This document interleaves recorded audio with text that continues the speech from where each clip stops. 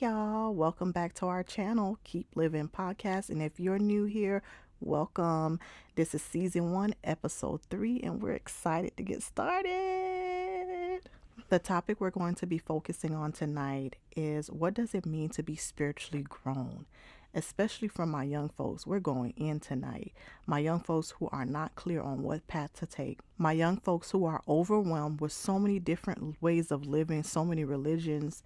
You just are not clear on how to get started. This is for you. We sometimes ask ourselves which way is really right, especially when we're in the midst of confusion. We got questions. We don't know who to run to. We don't know how to get started. That feeling of being overwhelmed on what is really real. I mean, there's so many different ways out there, but we're going to talk about it. Let's touch on some topics. Based on my experience, it's pretty clear and simple. All you need to do is just to get started is just to have a close relationship with God. The way to start that relationship is through prayer, asking God for wisdom and understanding, clarity on the path that you should be taking. Spiritually grown to me means spiritual growth. Duh. It means transformation and tapping into a deeper understanding of our good God. Bon Dieu. Okay. So y'all see my little sweatshirt, my little hoodie. It says Bon Dieu, c'est la vie. It's our new merch that's coming soon. So clock it. And Bon Dieu, c'est la vie is good God is life. Okay. It's French. So back to what I was saying, building that relationship, building that foundation through prayer. Prayer is key. Prayer is important. In my opinion, based on my experience, that's the easiest way to get started. You can always ask for guidance, especially, if you're going to church and you're starting there. You can always seek spiritual guidance through your pastor, your spiritual leaders, someone who shares a similar walk. It's okay to ask for help sometimes, okay? You have to be confident in believing that God is the only source. God is source, okay? There's no way around it. So building that foundation of prayer is key to a successful relationship with God. Asking for clarity, okay? Ask and you shall receive. It's in the Bible. Having a strong prayer life, I mean like every day. If you don't say nothing else, just say thank you. Okay, it's just as simple as that. I don't know, some people just overcomplicate things and make it seem like you got to go through this whole spiritual journey or spiritual washdown just to connect with God, just to speak to God, just to gain that understanding. And it's not that complicated, y'all.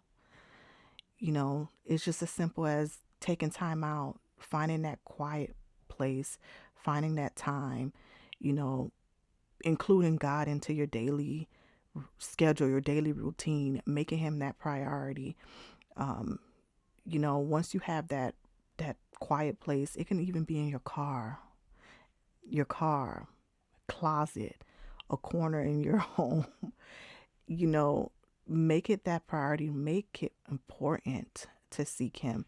Make it important to have that relationship with him, even though, I mean, it could be as simple as just saying thank you, for waking me up, guide me through the day. I ask for clarity, I ask for understanding, I ask for a clear path forward. We don't have to overcomplicate things. Acknowledgement is powerful, y'all. Take it how you want. Acknowledging God and seeking him and asking for help. That's all you need to do. It we make this walk with God so complicated, so hard, so scary. I remember when I first starting to learn about God in my younger days, and and going to church, there was just so much fear and confusion there. Um, and that was just because I just didn't know how to get started. And this is why spiritual leaders and pastors are so important on helping you build that foundation, helping you find yourself and find that clarity, teaching you how to pray. Okay, teaching you how to pray. It's not complicated. There's no scientific way or scientific method or formula that you need to be able to know how to pray. It's just the simple words. It's just a conversation. Just like you talk to your friends on the phone, it's just a simple conversation with God. That's it. We have to understand and know that God gives us all free will. Okay. So if you talk to God and ask Him to intervene on your behalf, He will. He'll do just that. Okay. We have free will. So if we feel like we can figure it out, we got this, there isn't a God, God is not real, then we're just going to continue on our mass destruction. Okay. But if we seek God and know that He's real, know that the divine creator exists, and ask Him to intervene on our behalf in any troubles or just simple clarity on the path we should be taking and our purpose in life, it's just so easy, y'all. It's just that simple. He will reveal Himself to you. He will give you that clarity that you're looking for, and He will make things clear. He will make things clear. There's no confusion about it. And I'm speaking from experience. I'm speaking based on my own relationship that I have with God. It's not this complicated formula. Um, I know in some churches it just looks so scary because you feel like you're being judged or, and there's a certain way of living. But it's not that complicated. It's not. We have to also understand that, yes, even though we may pray to God and tell Him to remove us out of this mess, sometimes He will allow you to go through the whole journey of dealing with that issue in order for you to learn a lesson. Sometimes you need to go through that situation in order to come out victorious, so that way you can be able to help somebody else along the way. Sometimes it's just a lesson that needs to be taught, and sometimes it's just you going through that journey in order to help somebody else get through it. So there's a purpose, there's a meaning behind everything. Don't make it complicated by trying to figure it out. Just know there's a reason why everything happens. Now, don't go playing in God's face knowing that your heart ain't right. You out here playing dirty, evil games. Just know you're going to get that bad result you're looking for.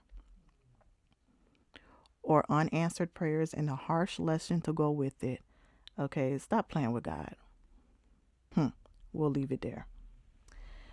So my message tonight is for the pure-hearted, those who are serious on building a relationship with God. Those who are not out here hating and wishing or praying on somebody's downfall because they don't want them, living a certain life or having certain things, jealousy. My spiritual growth has been a pretty rocky, face full of tears, sleepless nights type of journey. The things I had to go through just to get to where I am now is unbelievable. And I know there's many of you out there that shares the same story. And hopefully one day I'll gain the courage or the time to share in details, because I know someone out there somewhere needs to hear it and need that little push to get out of their darkness. I believe I am blessed and highly favored. God carried me through some really dark days. I had to really be serious with building a relationship with God. And I mean consistent routine prayer and meditation, asking for guidance, asking God to intervene in certain situations. Without him, I don't know where I would have been. I don't know how I would get through. I can compare certain situations and scenarios in my life that I have lived through where prayer was not a priority and the results was messy. But as soon as I started praying, as soon as I started realizing that God didn't put me on earth to go through this mess alone, he is real. Why do I try to figure things out? Why do I try to fix it on my own? Why do I try to solve the problem on my own? And I have the creator that can easily intervene, put a shield around me, love on me. I'm not alone. So I had to realize that. And as soon as I started doing that, everything, the weight just started peeling off. It started peeling off. Life got easier. I am by far not a perfect human, but I try my best and I make it a priority to be better each day. God knows his daughter is not ducking any smoke, especially when it comes to my family. I'm still working on me. I'm still building. I'm still trying to build that hardcore foundation. Yes, no, I'm not ducking any smoke when it comes to my family because, especially, they know if they mess with my kids. Oh, Lord, continue praying. I am thankful that God has put a shield around me and he does not allow those type of situations to reach me. So I know I'm loved. Everyone is going through a different life experience. Everyone has something that they're battling with, something that they're going through. No situation is more important than the other. This is why I always treat everyone equally with love and respect. You never know what someone is going through. We shouldn't think that, for example, I shouldn't think that my situation is more important than someone else's situation. We should be equally important. Um, you know, and one of my pet peeves is someone with the victim mentality. When I say victim mentality is someone who thinks that whatever issues that they're going through is more important than whatever someone else got going on. Everyone needs to drop what they're doing to cater to them, and that's not fair. Okay, that's not fair. Just because that person does not voice their issues or seek help from individuals, it doesn't mean that they're not going through something. It doesn't mean that they're not battling with some type of health condition. It doesn't mean that they're not having financial issues. Um, you know, social media is just an illusion sometimes, okay? So just because someone posts everything that's good and don't post the bad, that doesn't mean that their life is just peaches and cream and everything's perfect. So we gotta stop thinking that way. Just because someone is always posting, going out to eat or going shopping or something like that, that doesn't mean that their life is easier. That doesn't mean that they're not battling with something. They chose to show that part of it. They chose to post what they want to post. And if it's just posting the good, and let it be the good. That doesn't mean you count, their situations out where, okay, they don't have no issues. My issues is more important. I'm the only one that's going through something, and basically not being considerate of what the other person may be experiencing. Okay, so we're going to switch gears now. We're going to let's touch on spiritual attacks. Spiritual attacks is a real thing, especially if you're Haitian. If you know, you know. You know what I'm talking about. I don't have to go into details. Okay. I'm good for if I hear something that's not that happens to someone and it's not normal, um, I'm kind of like side eyeing, like, oop, what happened there? Like, what they got going on? My friends find it so funny that I'm always tying some type of spiritual attack or and we're gonna keep it real, like witchcraft or something like that. Things that the stories that we hear from family members, right? Especially my family members in the Bahamas and Haiti, they always have some creepy stories to tell. So when I hear certain situations happening to people in there of Haitian descent, I'm like, somebody got something going on or whatever. So yeah, it might be funny to some, but there's some truth behind that. Um, I haven't witnessed anything, based on the stories that they share, but I believe there's some truth to spiritual attacks. It could come in different forms. In America, I mean, it might be a different definition to it, but it's all the same. All of this stuff is connected, either in America, Haiti, the Bahamas, wherever you are. All of these spiritual attacks are connected. Especially when you're praying for someone's downfall. You're releasing all this negative energy, all these negative thoughts. It feeds different spirits. Okay, so and this is why it's so important to have a prayer life. Okay, to be protected, to be divinely protected. Um, yeah, we might find it funny, but there's a lot of truth to that. And I will continue to always be on a journey to educate myself. Um, I know there's thousands of different religions out there. Um, Christianity is what I turn to, but there's a lot to learn. There's a lot to educate yourself on. Um, ask God for wisdom and understanding. Spiritual warfare is a real thing.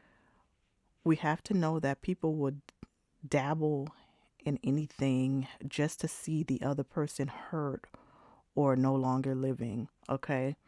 We got some evil people out here. It's jealousy, not wanting to see that person move on and have a better life, or, you know, they want what that person have. They want that person lifestyle.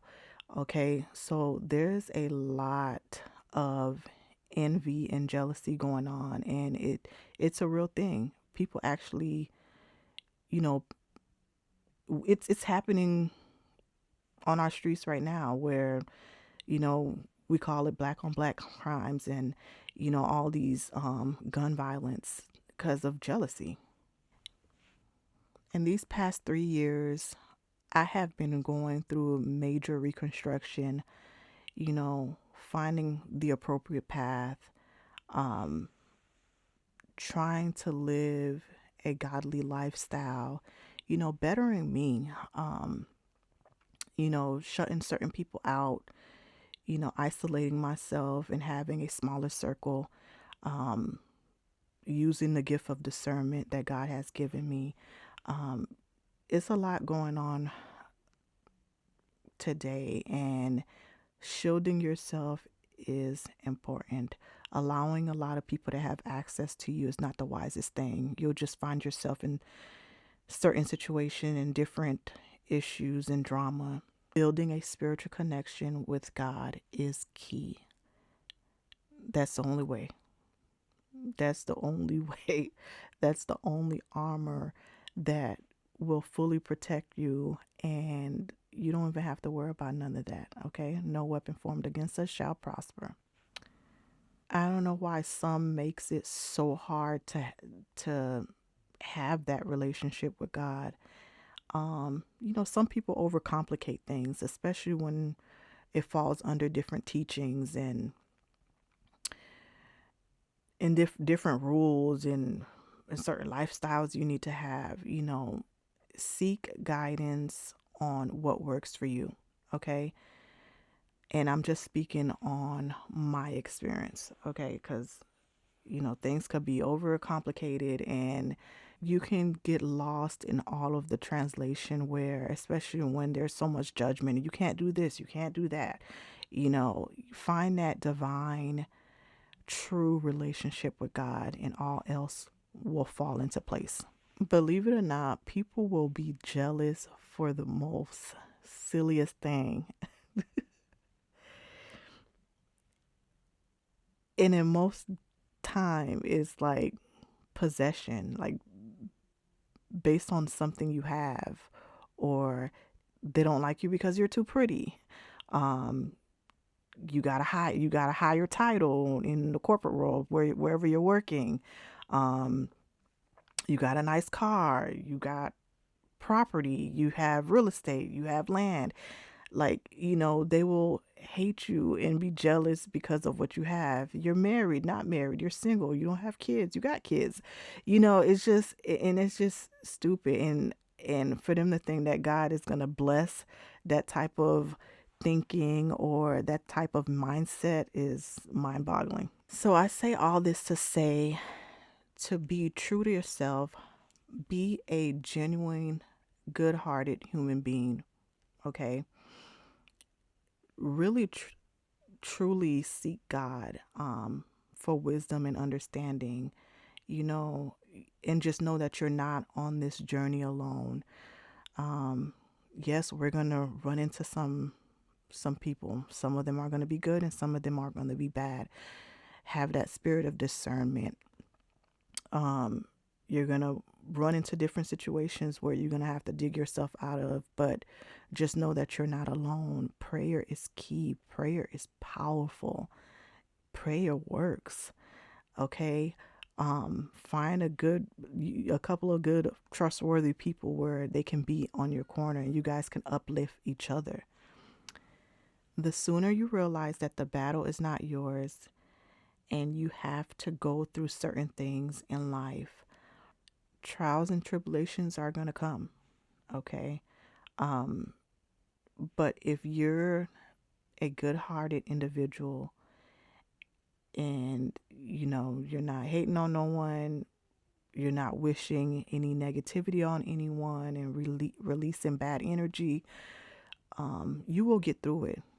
And majority of the time you're going through it because there's someone out there that's going to need your help one day. And because you went through it, you'll be able to help that person. You'll be the master of the situation that you went through, and count it all as a blessing. It's like one example where, I take it as God allowing me to rack up all those student loans and not having that guidance.